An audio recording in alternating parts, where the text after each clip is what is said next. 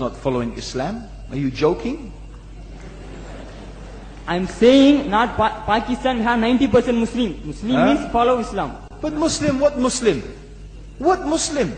I remember 15 years ago, it's not today and I heard it's worse, 15 years ago I remember going to a wedding in Pakistan. A wedding where men and women were mixing freely. Where the bride was dancing on the stage with all the male members of the family dancing on the stage.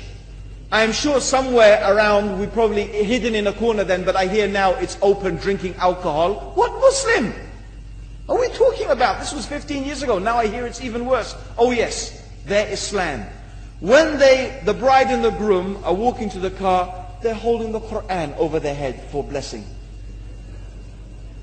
That Islam? That's not Islam. What Islam is that? That's exactly the thing I'm talking about. That's why the Muslims are in such a mess. Because of this nonsense, this hypocrisy, actually they are insulting the Quran by doing that.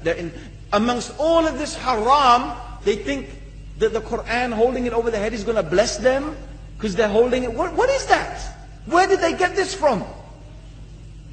So, I don't know what we're talking about. In fact, this is the problem. You see, the Muslim world itself is so far from Islam. So many you find here in India. I know it's not a Muslim country, but there are lots of Muslims here.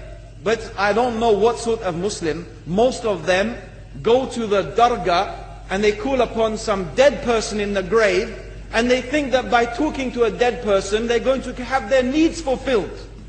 What's the difference between that and worshipping an idol? There's no difference, believe me. It's shirk. I've seen it myself with my own eyes. I'm praying in the masjid, the adhan goes, the people are praying in the masjid, and the people in the dargah are not coming to the mosque to pray. They're still going around the dargah and making all their whatever the things they do. What's that? That's not Islam. You go to many countries, you find Pakistan, you want to see Islam in Pakistan. You know, in England, in every street corner we have a pub. You know what's a pub? You know what's a pub? Like a bar, you know, a place where you sit and drink alcohol. Yeah? Yes? In Pakistan, believe me, they have something worse than that. Yes, worse. On every street they have a picture of a palm. Everywhere you see it, hanging from the windows. They have the picture of a palm.